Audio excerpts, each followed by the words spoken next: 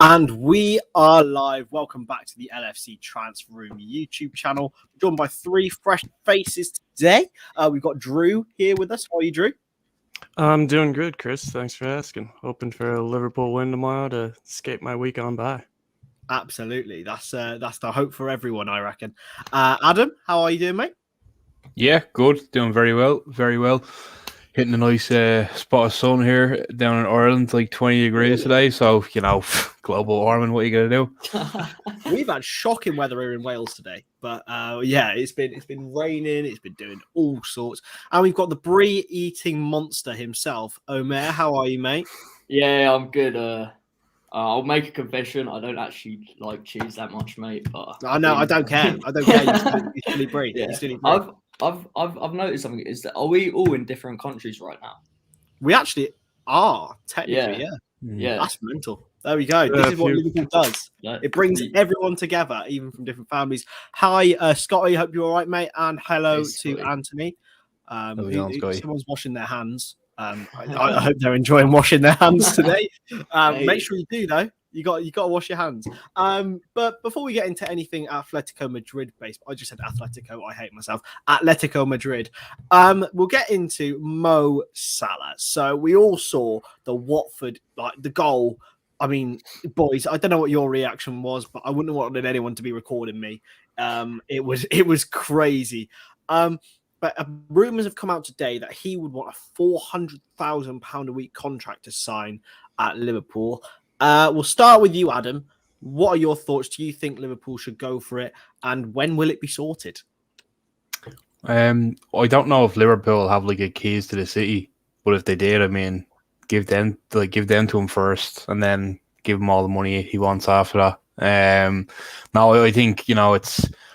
When you look at other players in the Premier League, just the Premier League, and you look at guys like, say, De Bruyne and Ronaldo, for instance, and the money they're on, and then you compare Salah, who's I think unquestionably the best player in the world at the moment. It's mental to think that 400,000 a week would be too much for him in maybe the eyes of FSG. Now we don't know that 100%. We're just going on speculation of what FSG wants to pay Salah. So.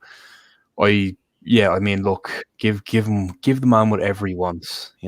Throw in a couple of cars, whatever. Because look, I mean, we're getting him in his best years. Clearly, you can't look forward in 2 years and say, oh well, he might not be as good anymore. And it's you have to look for the present, and he's looking as good as he's ever been. So I mean, it'd be silly to not give him the money he's looking for. And to be fair, I don't think he's the sort of guy, he's the sort of player that's kind of clamoring for ridiculous amounts of money. Like I said, in comparison to a lot of other players, it's not a lot. Yeah. If you are watching on Twitter and you're wondering how we're getting all these lovely comments up, then make sure to go and join us on YouTube. That's where you can interact with us, and we'd love to hear your thoughts and opinions on everything LFC. We'll go to Omer. Contract, what are you thinking? Well, I'll be honest, I think Adam's hit the nail on the head there. He's arguably on form, the best player in the world. I don't think 400k, if you just thought about it and you offered the best player in the world right now 400k a week, you'd be laughing. You'd be like, someone like that deserves probably 500 upwards, because that's what the best players in the world are on. So to me, 400k, it seems reasonable. I know it breaks our wage structure a bit, but Mo Salah is a special case, and he's a very, very special player. And I'm sure it won't upset the dressing room. I think everyone in that changing room who has a sane mind wants him there, and they'd pay him the 400k if they wanted to. So I think it's promising. It feels like it's going ahead now, which I'm happy about, but I don't want to jinx it too early. No, definitely not. We don't want to jinx anything. Drew, are you in the same mind that it's probably going to get done? I'm not sure, actually. I think the American owners, as American myself, they're more focused on business. I think Adam and Omer touched on it perfectly, but that's the football fan side of it, and I hope that FSG see it from that side, because I know they've had business decisions in the past about ticket prices going up where they don't always see it from a football lover point of view. So I'm hoping that they get the business done right, but I'm worried if they start thinking about Salah's age, wage structure, and all of that. But I think they will go through because, Mo Salah is the best player in the world right now. And if they don't see that, they need to get out. Yeah, it's a weird one because maybe it would be a good business decision to give Mo Salah the new contract. It costs around £82 million over 4 years, which, I mean, if you're going to replace Mo Salah, you're never going to replace his productivity with £82 million. So I don't know how FSG are thinking, but hopefully it does get done because I think it's probably the most important contract that we can ever sort out, especially in our recent history. We'll go on to a transfer now. We'll start with you once again, Drew. Dusan Vlahovic, I don't know how much you've seen of him, but rumours have been linking him with Liverpool since the summer. But Juventus have taken been now the favourites for his signature, but Liverpool are lurking. What do you make of that? I'm not sure. I don't see that happening, to be honest. I'm very skeptical about rumors, and I don't like to put too much weight or get too excited. But I think Liverpool's more in the position now where if they buy a player, it'd be someone who's either like a Van Dijk signing that just blows us all away, or like Fabinho, but or they'll just trust with youngsters. I'm curious to see how Harvey Elliott develops, and we'll see where it goes from there. But I don't think there's too much weight at this point, so I don't want to give it much consideration. Yeah. Anthony's just mentioned this man, Omer. Would you take Ivan Toney at Anfield? Because he's a Liverpool fan. That's my guy. Yeah. I know he's something different. I know he might not fit the mold of Klopp forward, but I think he's very special. And if we had the option of him or Vlahovic, I haven't really seen much of Vlahovic to say anything. But if we were going to go that way, I would go with Toney just because I know people say he's really good in the air and stuff. But from what I've seen of him, he's so much more than that. He's good around the box. He's good with his feet. He brings people into play, a bit like Firmino. So that's my guy. If we did go with a forward like that, it'd be Toney. How much do you think an Ivan Toney would cost, Adam? I mean, judging from just last season, if he hadn't started the Premier League season with them and he had went elsewhere, I think even then they probably would have been asking for anywhere between 30 and 50 million for the guy. I think it's not to say Brentford aren't a kind of relatively obviously special club, and kind of, I suppose, in comparison to a lot of other clubs in the Premier League, they're not that big just in terms of status and the fact that they haven't been the Premier League before now. But I think for them maybe 50 million at the most would probably be a reasonable price for Toney, all depending on how this season goes. I think right now, if you were to kind of buy him now, I'd probably, anywhere between that, 30 million probably onwards. I think, Brentford would probably kind of see it as a reasonable enough fee. Yeah, definitely. So now moving on to the main subject of the stream, Atletico Madrid. Liverpool, obviously, the last time we went there and the last time we played this team, I don't think any of you guys will want to be reminded, but we will. Saul obviously scored the first goal in the first leg of the Champions League quarter-final. Champions League last 16, in our in our Premier League winning season. And then in the second leg, we were 1-0 up through Gini, I believe, and then Roberto Firmino scored as well in extra time to make it 2-0. Don't stop there. We don't want to hear the rest. And then what happened? And then after that, unfortunately, things went downhill. 2 goals for Llorente and 1 for Morata. Where do you think, Omer, that the two teams stand now? Are they still at that same point? Do you think Liverpool or Atletico Madrid have improved? They both improved, and will it still be as tough a contest? I weirdly think we're coming into this. I know we were basically Premier League champions and we were on an unreal unbeaten run, but I weirdly think we're coming into this a lot more confident. I think we've started the season really well.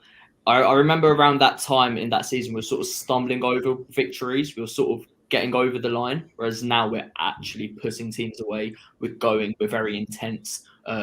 We're clinical. So I can see a very bold and brave Liverpool tomorrow, and I would not be surprised if we did sweep them up in the first half. But equally, Atletico Madrid are the Liga champions. They've got Griezmann in. They've probably got a much better squad now. So I think both teams are better off, but I think we're a lot better off than they are. Yeah, I think this season, obviously, we've been the amount of goals that we've been scoring. It's been reminiscent of previous seasons, but we've still got that defensive solidity that maybe we hadn't had before when we were scoring this amount of goals. Adam, going into this one, obviously, Luis Suarez, a man who we're all very familiar with. How do you feel about facing him, and do you think that Jurgen Klopp will be confident of dealing with him? Yeah, I think he will be. I mean, I know obviously Suarez is still a fantastic player, and we've seen what he did last season with Atletico. He still has it in the tank. But I think, if you look at kind of past seasons and games against the likes of Barcelona, the year we won the Champions League, I think we do kind of have a reputation for nullifying, big players in big games like Suarez. I mean, you've seen it against Chelsea. I think we handled Lukaku obviously very well for all the kind of hype that was behind Lukaku going into that game. Like again, going back to the Barca game, we did it with Messi as well. Like I suppose especially in the second leg. I know he had obviously scored in the first leg, but yeah, I think we normally kind of have a good kind of run of when it comes to big games and big players, opposition players, of kind of nullifying them. But like, to be honest with you, I think this is probably one of our biggest games in years in Europe, because I don't think I've ever come across a team that has frustrated the hell out of me in Europe more than Atletico. And I know that's what they're famous for, but even if you watch that first leg, the referee in that first leg, I remember particularly because I don't think I've seen a worse refereeing performance in my life. I thought the ref in the first leg was awful. I think everything was against us that night in the first leg. It's not making excuses for us, but Atletico were doing their Atletico thing, and it's one of those games where in your mind it's like you don't get to play these teams a lot. You don't get to play them every season like you would in the Premier League. So when you kind of lose to a team like that, Atletico, the way Atletico play and the kind of theatrics that Atletico do, they're the kind of team where in your mind it's like, when I play them again, I want to, like, you want to destroy them, you want to really do a job on them. Whether we can do that or not, I don't know. But I suppose back to your original question, I don't think guys like Suarez are going to be posing the most threats to us. In games like this, I think against a team with Atletico, if it's going to be a goal, it's going to be a goal out of nowhere. It's normally kind of how it goes. You've seen it against Chelsea with Havertz scoring that goal. It kind of came out of nowhere. Fair enough, it was poor on our part defensively, but I don't think Suarez is going to be doing Suarez things in this game. We're not going to let him anyway. No, definitely. Moving on to the Wanda Metropolitano, Drew, we have mixed experiences there. We've mentioned that first leg already, but a throwback. We did actually win the Champions League there. Do you think you will be excited once again to return to that stadium tomorrow? I think so. I think the players will be buzzing, and I think importantly the Anfield away fans, or the Liverpool away fans, are absolutely top class. So I'm excited to see them back the team. I'm excited to see them through my stream and hearing them outrock the Atletico home support. So I think that traveling Liverpool fans and a really ramped up Liverpool squad. I think Adam's point on the players really wanting revenge for the previous season's result, I think that's going to be what shines through. I think Liverpool, and what Omer said, they're going to come out just blazing and try to just frustrate that Atletico defense. We know they can be stubborn, and I know they had some question marks about Jimenez, but apparently he'll be back. But I don't know, if we can get that early goal and get them back on their heels, then not give them time to settle in, I think that could be a very quiet stadium from Atletico supporters. We can only hope. We can only pray. So this time we will be having Alisson in goal. Obviously, you missed him in on the game on Saturday. Obviously, he wasn't really needed. Queven Kelleher did really, really well. How big will it be, Omer, to have Alisson and Fabinho back in the side? Well, I think the Alisson decision, well, it's sort of a more of a mental thing probably for the fans and the team, in the sense that we know what happened with Adrian, and I think even if Kelleher was in goal, there'd still be a bit of like, oh, they've got their second choice keeper in there. So Alisson, I think it's the same old story. You know what you're getting. You're getting a world class keeper. You're getting someone who you can just trust to do his job essentially, and touch wood, not make any mistakes. Fabinho, I think, is the bigger one, which is he's made for these games. He's shown in his time here he's made for these games.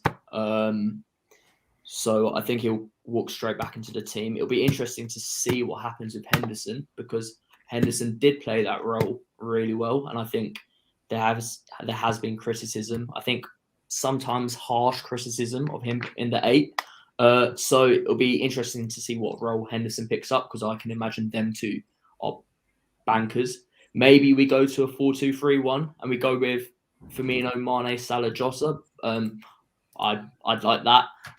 But I think Fabinho walks back into the 6, and if we do have a good result there, it's a large part down to him. Yeah, it's going to be massive.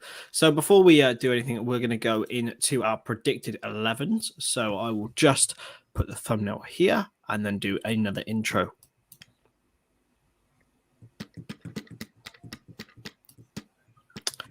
What is up, everyone? Welcome back to the LFC Transfer Room predicted 11 for the Atletico Madrid game. I'm joined by Adam, Drew, and Omer. We are live at the moment, so we are just...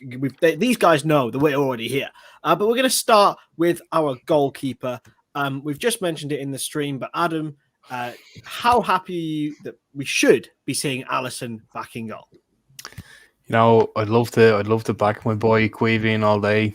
You know, my Irish boy, but yeah, I mean, like, having Alisson back is massive. Like Omer said, I mean, it's going to give the defense a lot more confidence.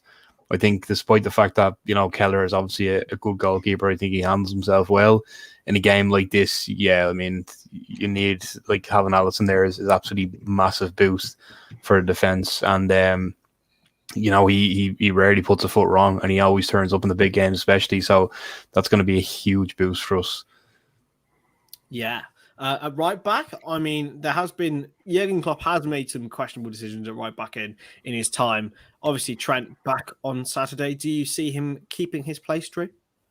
100%. I think especially against an opposition like Atletico, you don't want to be messing around with that formation and that position. I think Man City with Milner kind of showed his limitation for a really experienced side, and I don't think he'd be up to facing Suarez. So I think Trent is the obvious choice, and if he's fit to play, he should be playing.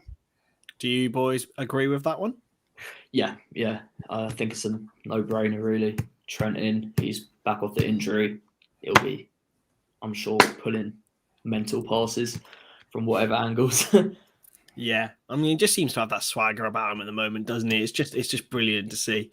Here's one that's caused a few debates, because Jurgen Klopp has changed his centre-back partnership a few times this season. And obviously, we all know that Joel Matip is made of biscuits.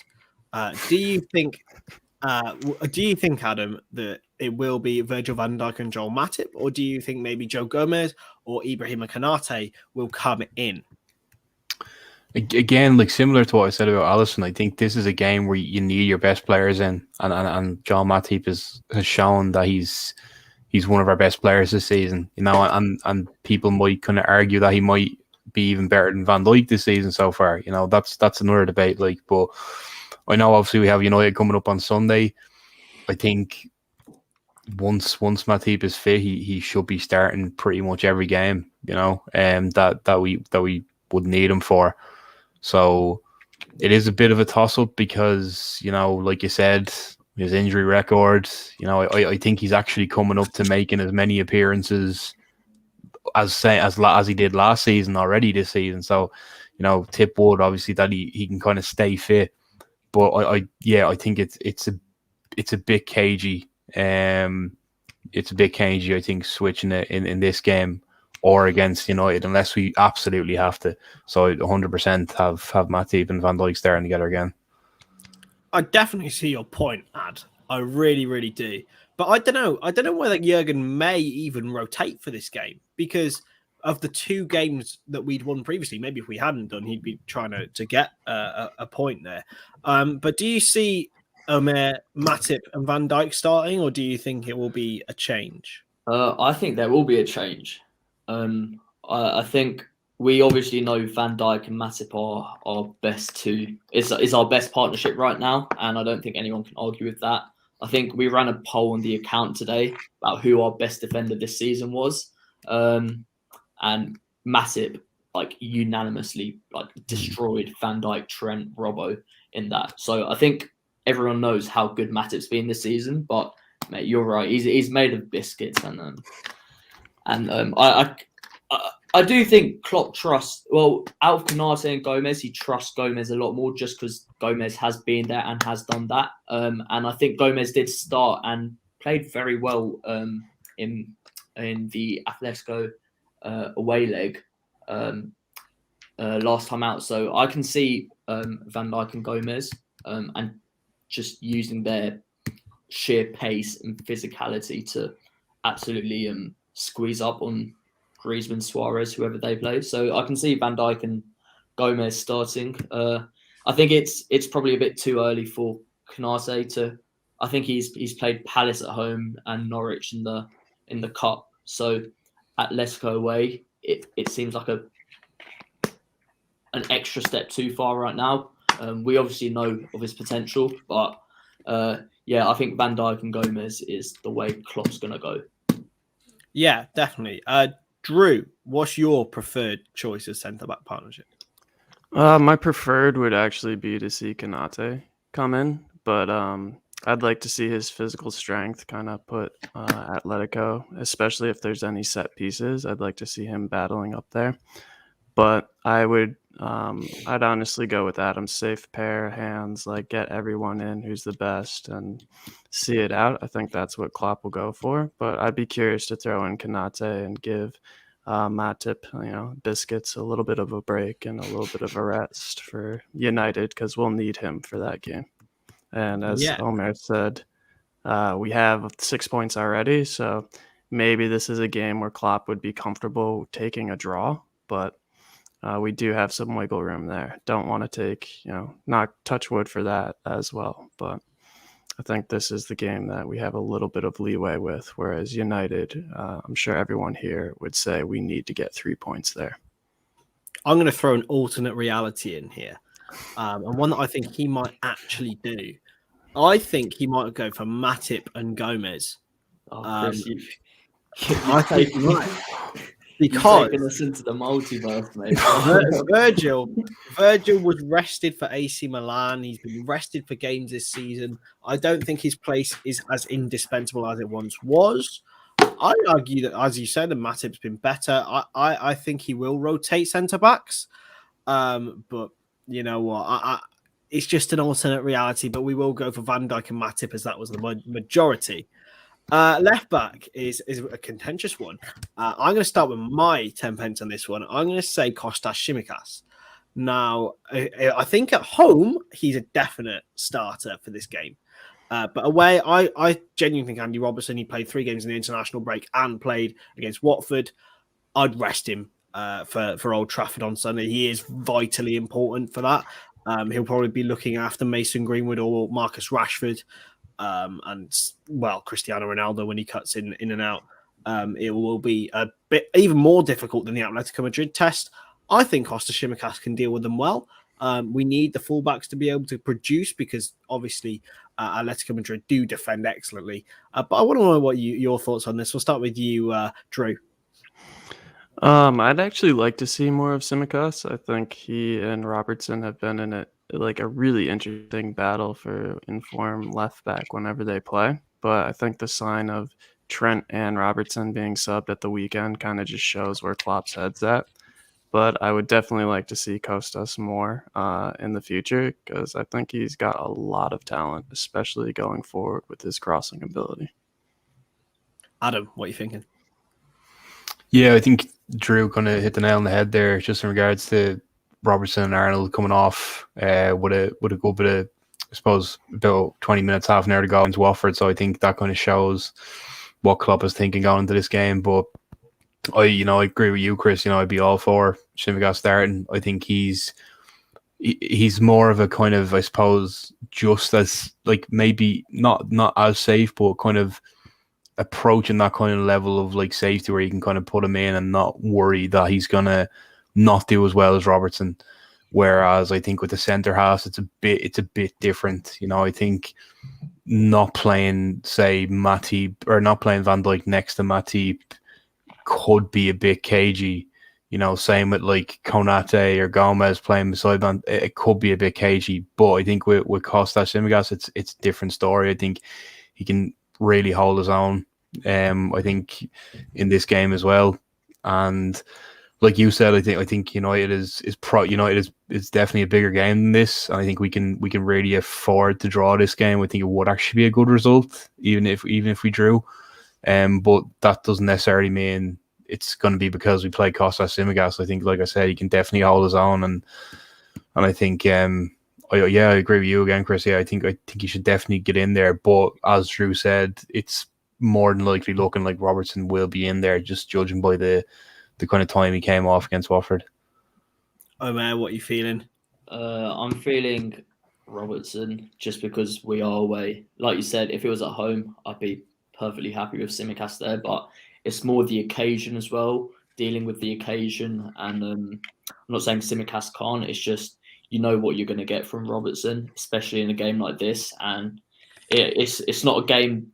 I know we've got 6 out of 6 points, but it's not a game that you want to lose, because 9 out of 9 points gives us 1 foot into the next round.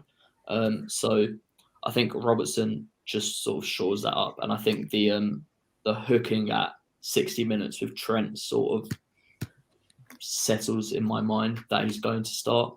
And he will start on the weekend as well. Yeah, it is an interesting one. I'll be interested to see what Jurgen does. Now, here's obviously the area which always causes the most debate, the midfield. We'll start with you, Omer, as we ended with you. Your 6 and your 2 8s. So, like I've said earlier, I see Fabinho, and I want Fabinho there in the 6. I'm going to go with Hendo and Naby Keita in the 8s. I said that iffy, but I back it. I actually back it. I think Naby was ridiculous. He was nuts on Saturday, and I think if Firmino doesn't score a hat-trick and if Salah doesn't score that one goal, he becomes the standout player, because he did absolutely everything going forward and going back in midfield. So I see him getting a nod ahead of Milner and Ox. So yeah, sure. Yeah, Ox, mate. He was so good in that home leg against Atletico, though. Don't he was, but it was the home leg. This is the away leg. Adam, do you agree?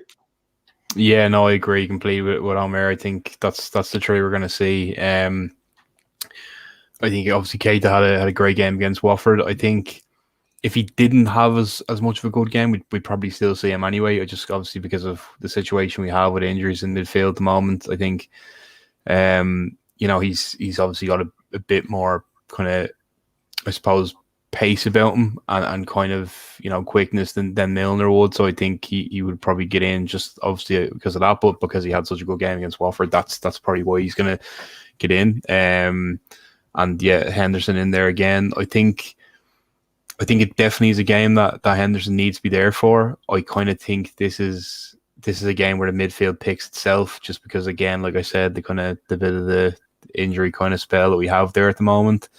I think it's really only a choice between who starts between Milner or Keita. That's probably the only kind of one that's possibly one to ponder. But I think 100% it's going to be Keita, Fabinho, Henderson.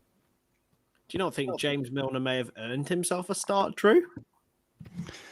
I think it depends what Klopp wants from this game. I think if he's looking for a win, he'll definitely go with Naby. Especially, I think last year this is really interesting for Naby because at Real Madrid, like he had a terrible showing. I think he got hooked in the first half, if I'm remembering correctly. Yeah. And I really want to see him seize this chance because I feel like this is perfect for him to like put all of his injury like issues behind, and really, if he can show up in these next games and take advantage of the little injury crisis in midfield, I'd love to see that.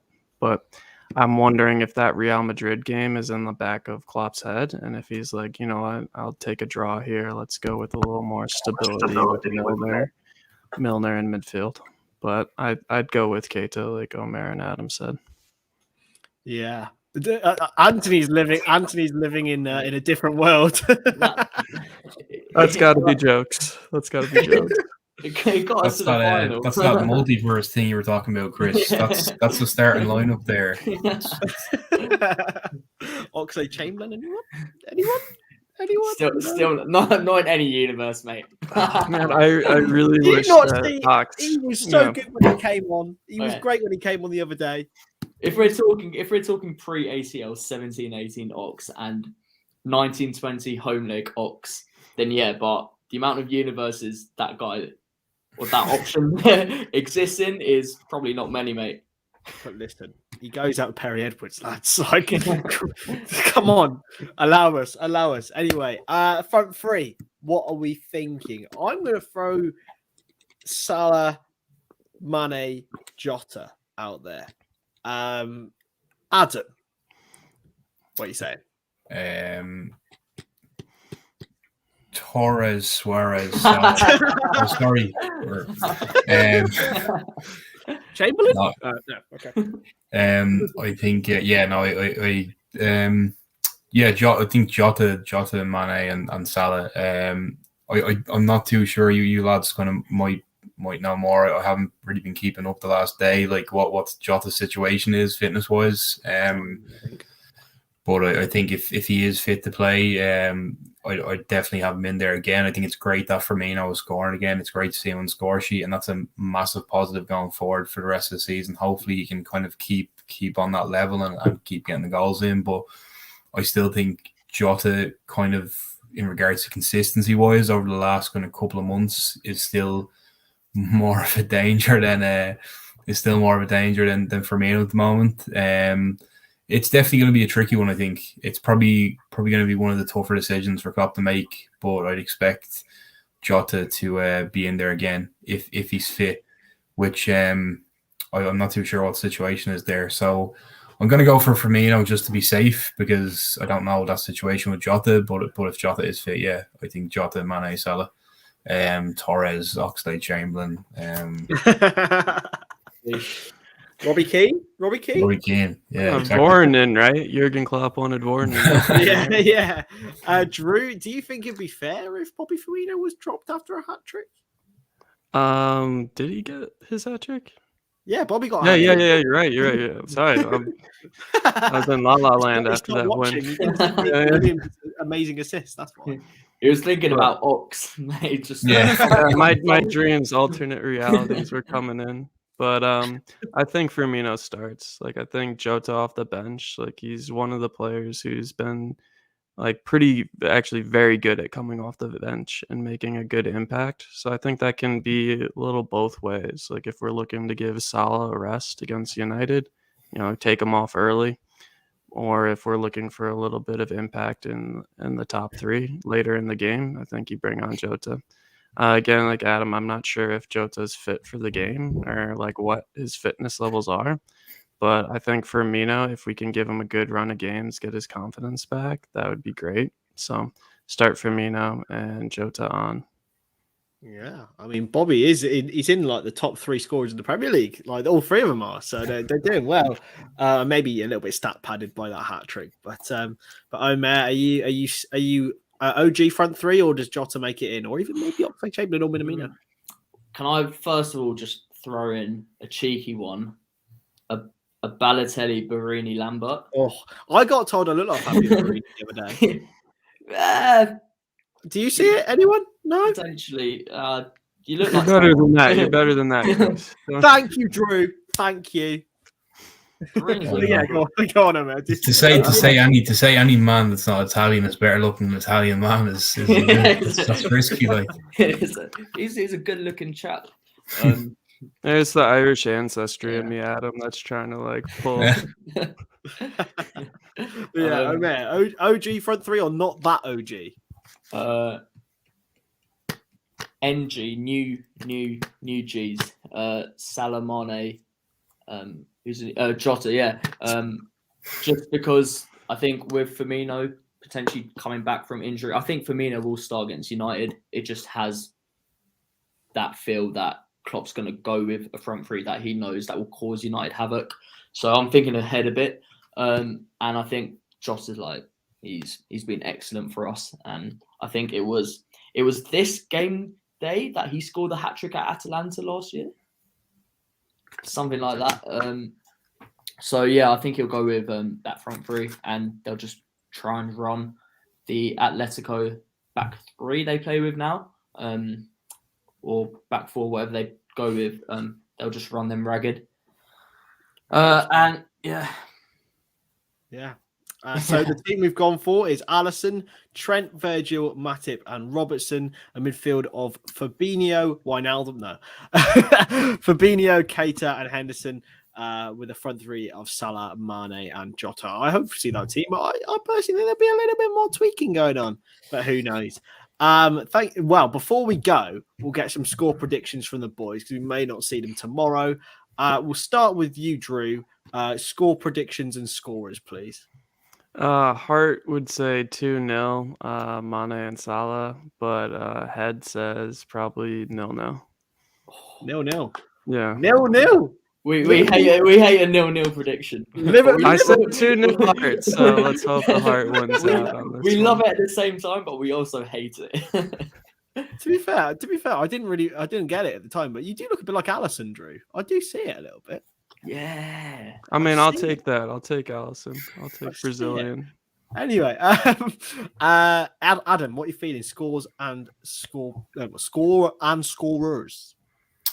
I would agree with Drew with the 0-0, only for the fact that I think we will score, but I do think it will be a draw. So again, I think Head is saying 1-1. Hart is saying 1-1. I think look, I mean, we're going into this game with great form, but they are one of our bogey teams in recent years, and especially playing them away. I think it's not going to be easy. I wouldn't be surprised in the slightest if we won, you know. It's not like we're going into the game saying, a win for us is out of question. But I just think, a point here would be a great result for us. I think coming out here with a draw would be great, and I still think we can top the group. I still think we will top the group. But I just can't see a scenario where we kind of come out with a win. It's just one of those games for me. You don't want to hear my result about Sunday either, but that's a different video. Man, can we have some victorious positivity here to finish up? None of that negativity from Adam and Drew. I'm going 3 goals, 3 points.